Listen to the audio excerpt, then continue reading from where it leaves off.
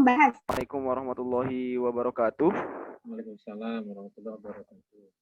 Selamat pagi yang saya hormati Bapak Ibu dosen penguji, Pak Nur Cahyadi, Ibu Happy dan Bu Udiana, dan yang saya hormati dosen pembimbing saya Pak Yanto Budi Susanto.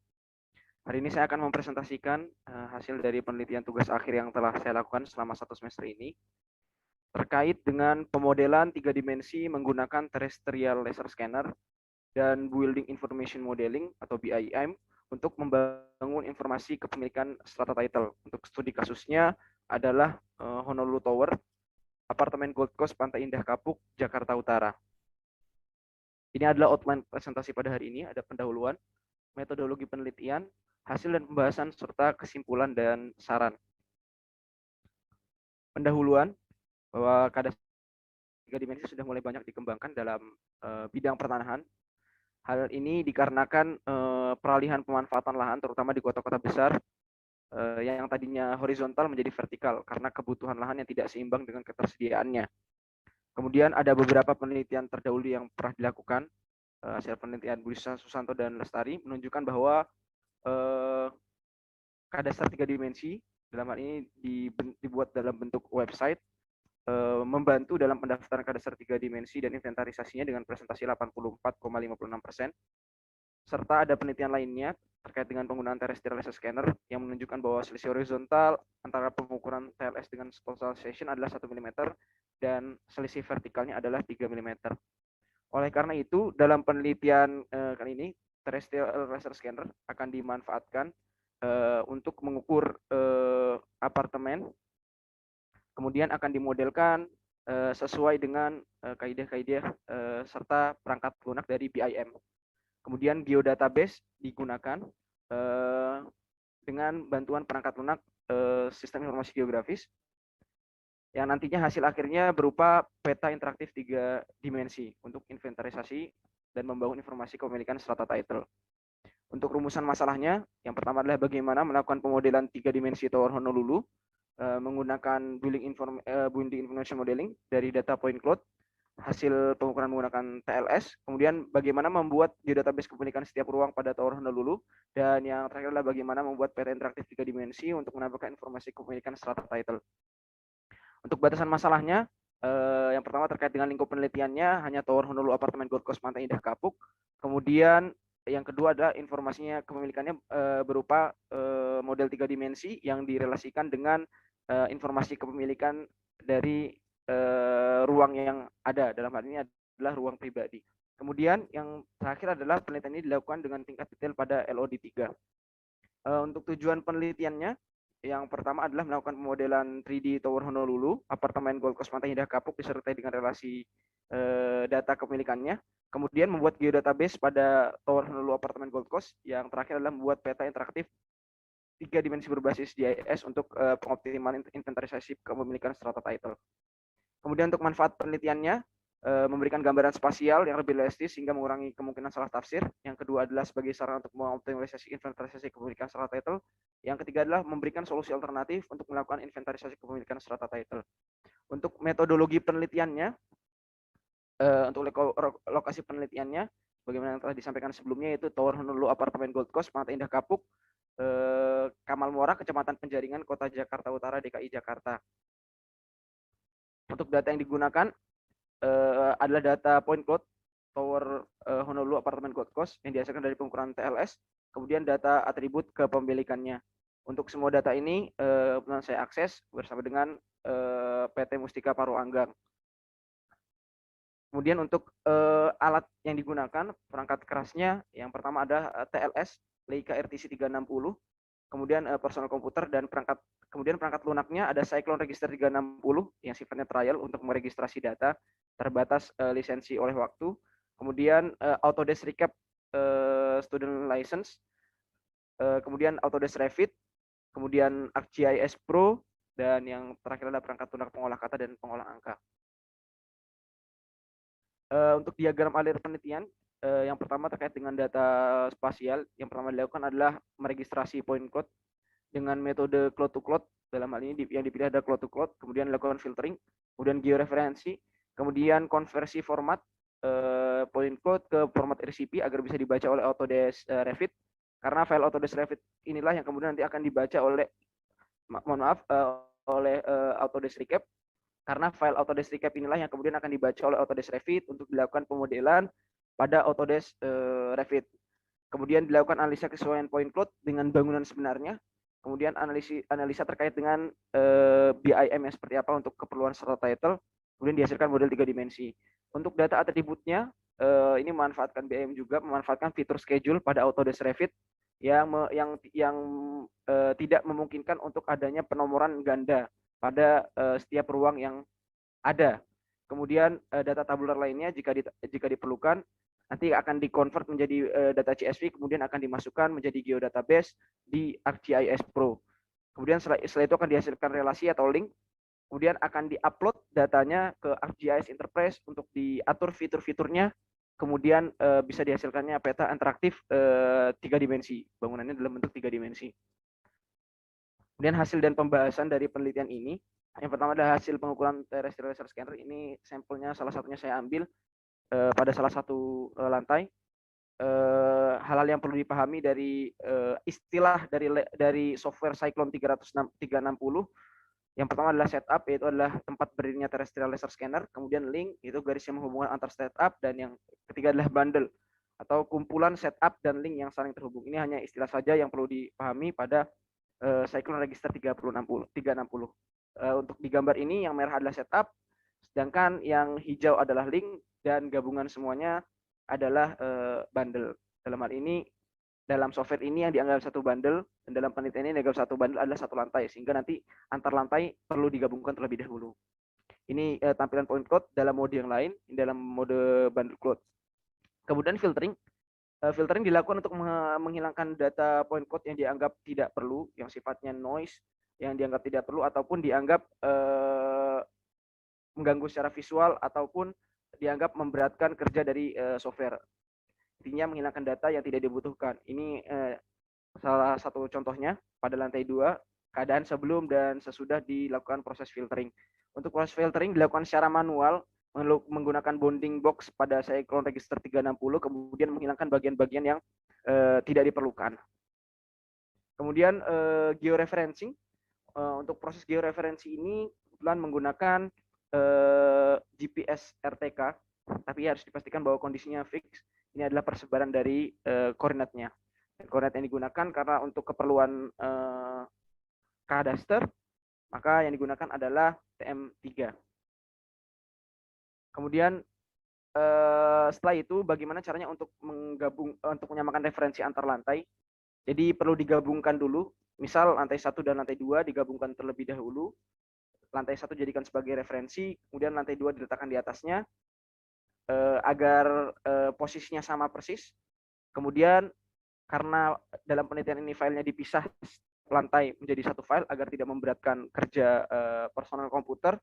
Oleh karena itu lantai di bawahnya yang dijadikan sebagai referensi kemudian nanti akan dihilangkan sehingga filenya akan terbagi menjadi tiap lantai. Dan untuk menggabungkannya itu dengan menggabungkan tangga yang ada di sisi barat maupun sisi timur bangunan. Kemudian exporting data. Export data adalah dari format L57, format umum dari data point cloud, kemudian diekspor menjadi format RCS di Autodesk Recap untuk nanti kemudian akan bisa dibaca di Autodesk Revit. Kemudian kesesuaian point cloud dengan bangunan sebenarnya. Idealnya bahwa kesesuaian itu diukur secara bersamaan dengan pengukuran TLS di lapangan. Namun karena keterbatasan waktu dan keterbatasan akses, karena kebetulan saya juga maas ini dari Paruanggang, dan kebetulan pada saat pengerjaan itu semua tidak melakukan validasi. Oleh karena itu saya mencari cara. Kemudian saya mendapatkan data floor plan atau data denah, dan itu dianggap sebagai data yang benar. Kemudian coba untuk saya cocokkan objek-objek yang tersebar dan lebih mudah terlihat dibandingkan dengan objek yang lainnya supaya tidak terjadi kesalahan dalam interpretasi. Ini adalah hasil selisihnya. Rata-rata selisihnya didapatkan sebesar 0,005 meter atau fraksinya adalah 5 mm dan standar deviasi ada 0,003 mm. Kemudian dalam pembangunan model 3 dimensi ini menggunakan spesifikasi LOD3. Konsep kadaster yang digunakan adalah pure 3D kadaster. Jadi yang digunakan adalah full menggunakan volume sebagai entitasnya. Dihasilkan 39 lantai model 3 dimensi, 32 lantai hunian, ground floor, basement, 3 lantai parkir, FUG, dan rooftop. Berdasarkan percobaan yang saya lakukan, terdapat beberapa hal yang perlu diperhatikan dalam penggabungan model 3 dimensi saat modelnya sudah jadi. Yang pertama, bahwa file setiap lantai harus memiliki definisi ketinggian yang sama, sebagaimana ditunjukkan pada gambar di slide ini. Jadi setiap lantai harus mempunyai definisi penamaan ketinggian yang sama dan punya nilai ketinggian yang sama. Yang kedua adalah klasifikasi families pada Revit harus sama pada setiap lantai. Yang dimaksud pada family adalah elemen-elemen pada setiap bangunan. Semisal adalah pintu yang digunakan pada lantai 2 dan lantai 3 harus sama, baik spesifikasinya maupun ukurannya dan penamaannya, sehingga ketika nanti digabungkan tidak terjadi masalah dan tidak perlu pengeditan ulang. Kemudian terdapat 3 perbedaan bentuk lantai hunian berdasarkan dari floor plan dan berdasarkan dari hasil pengukuran yang dilakukan. Yang pertama adalah lantai di mana unit P dan Q tergabung menjadi PQ serta unit D dan E tergabung menjadi DE. Yang kedua adalah lantai di mana unit P dan Q terpisah serta unit D dan E tergabung menjadi DE. Dan yang terakhir adalah lantai di mana unit P dan Q tergabung menjadi PQ serta unit D dan E terpisah. Ini adalah hasil pembangunan model 3 dimensinya. Ini adalah lantai hunian yang memiliki unit PQ dan DE. Yang di kotak berwarna merah adalah unit PQ dan DE. Sebelah kiri adalah model lengkap dan yang sebelah kanan adalah model tanpa ceiling. Kemudian ini adalah model hunian yang memiliki unit DE dan PQ. Kemudian ini adalah lantai hunian yang memiliki unit DEP dan Q. Dan ini adalah model 3 dimensi basement.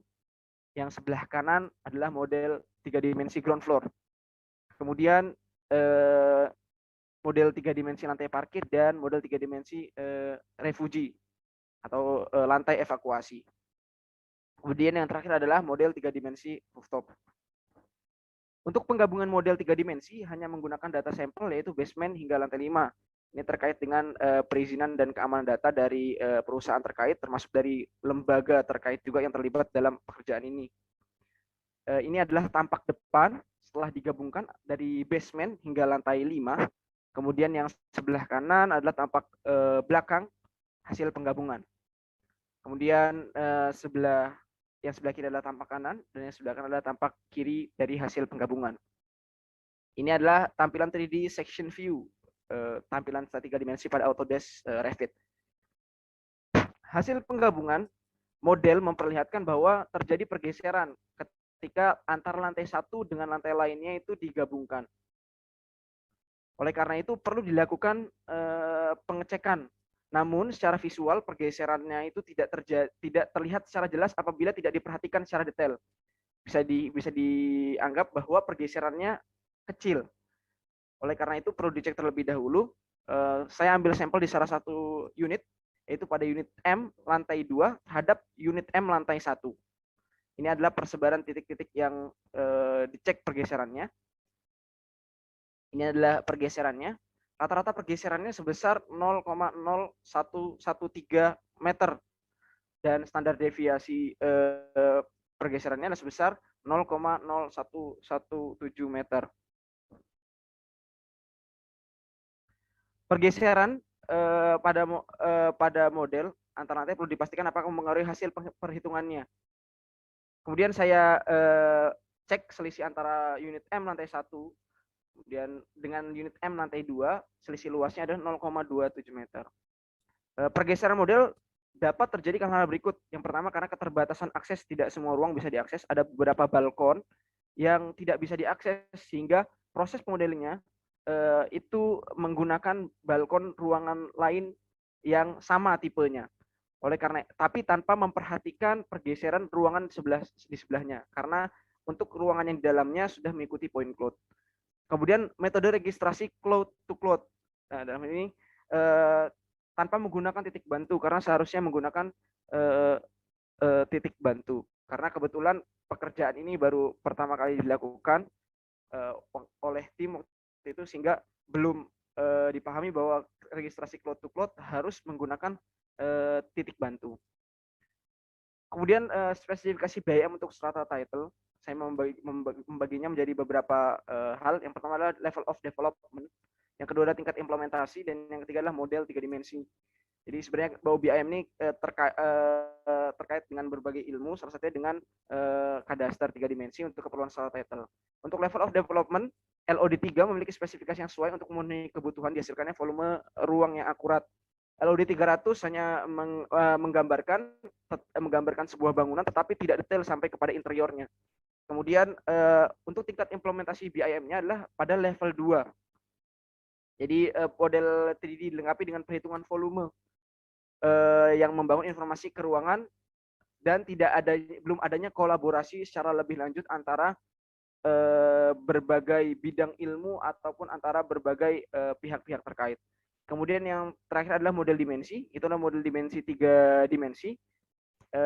Hanya visualisasi, kemudian ada informasi ke ruangannya, namun tidak lebih jauh kepada proses scheduling pada BIM itu sendiri. Oleh karena itu masuk kepada spesifikasi model dimensi 3D. Ini untuk tabelnya. Kemudian untuk pengolahan data atribut. Pengolahan data atribut dilakukan dengan menggunakan room schedule atau schedule yang ada pada Autodesk Revit. Schedule yang dimaksud ini bukan scheduling pada dimensi BIM, tapi adalah fitur pada Autodesk Revit. Fitur schedule ini tidak mengizinkan ada penomoran ganda pada ruang yang berbeda karena dihasilkan dari pembuatan room tagging, sehingga menghasilkan highlight volumetric transparan pada sebuah ruangan sebagaimana ditunjukkan pada gambar berikut. Kemudian dari room schedule di-convert menjadi bentuk CSV dan ditambahkan data-data lainnya jika diperlukan, kemudian dimasukkan ke dalam ArcGIS Pro. Terkait dengan penomoran pada peraturan Menteri Agraria nomor 1 tahun 2021 tentang sertifikat elektronik, penomoran strata title menggunakan nomor identifikasi bidang. Jika digunakan konsep pure 3D kadaster, penggunaan istilah nomor identifikasi ruang akan lebih cocok karena yang dihasilkan adalah volume. Oleh karena itu, untuk melengkapi peraturan tersebut, dalam penelitian ini diusulkan untuk mempermudah identifikasinya, ditambahkan digitnya. Yang pertama adalah 2 digit provinsi, 2 digit kabupaten atau kota, kemudian 9 digit nomor bidang tanah, kemudian adalah kode 3. Kode 3 ini adalah aturan yang diberikan oleh dalam Permen Agraria terkait dengan rumah susun.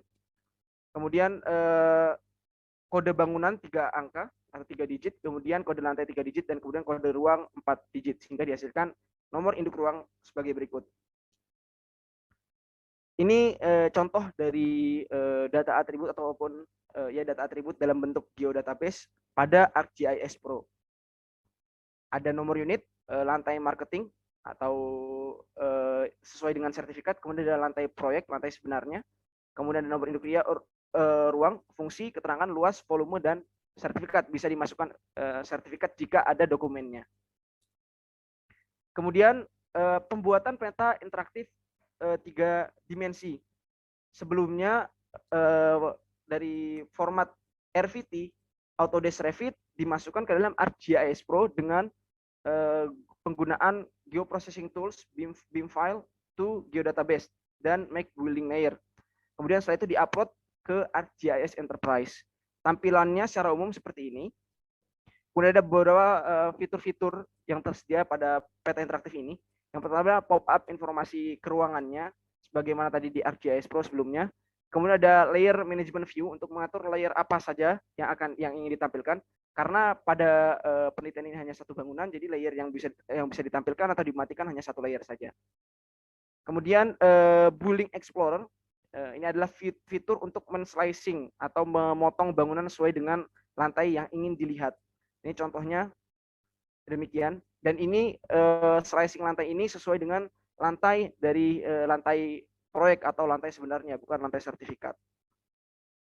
Kemudian ada fitur pengaturan base map untuk memilih base map-nya. Kemudian ada fitur analyze untuk melakukan pengukuran dengan berbagai pengukuran dasar. Kemudian ada fitur search untuk bisa mencari lokasi. Kemudian ada fitur kompas dan zoom. Dan yang terakhir adalah kesimpulan dan saran dari penelitian ini. Yang pertama kesimpulan, dalam pemodelan 3 dimensi tahun lalu, rata-rata selisih ukuran point cloud dengan floor plan sebagai data yang dianggap benar sebesar 5 mm dan standar deviasinya sebesar 3 mm.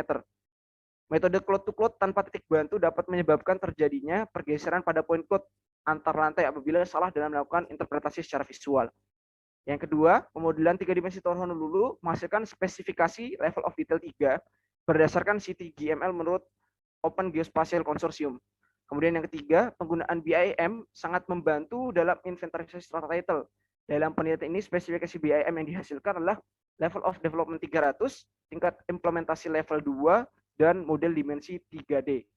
Kemudian yang keempat adalah geodatabase, kepemilikan ruang pada tahun lalu dibangun dengan memanfaatkan fitur room volume computation dan schedule pada Autodesk Revit. Fitur room tag pada Revit tidak mengizinkan penomoran ganda pada ruang yang berbeda. Ini sangat membantu untuk mengurangi kemungkinan terjadinya data ganda. Kemudian yang kelima, peta interaktif 3 dimensi dibuat pada perangkat lunak berbasis GIS yaitu ArcGIS Pro, kemudian akan diupload ke ArcGIS Enterprise dengan berbagai fitur-fitur seperti pop-up, air management, building explorer, base map, analyze, kompas, dan zoom. Untuk saran dari untuk pengembangan penelitian di masa yang akan datang, yang pertama adalah perlu titik bantu dalam proses registrasi cloud to cloud, sebagaimana teori yang disampaikan oleh Quintero. Kemudian registrasi target to target seperti akan memberikan kekuatan data yang lebih baik secara posisi maupun visual. Kemudian yang ketiga, perlu adanya spesifikasi pemodelan 3 dimensi yang jelas agar data yang dihasilkan menjadi lebih terstruktur, seperti spesifikasi terkait dengan family yang digunakan agar tidak terjadi masalah dalam penggabungan model 3 dimensi antar lantai. Mungkin sekian presentasi dari saya, kurang lebihnya mohon maaf. Assalamualaikum warahmatullahi wabarakatuh.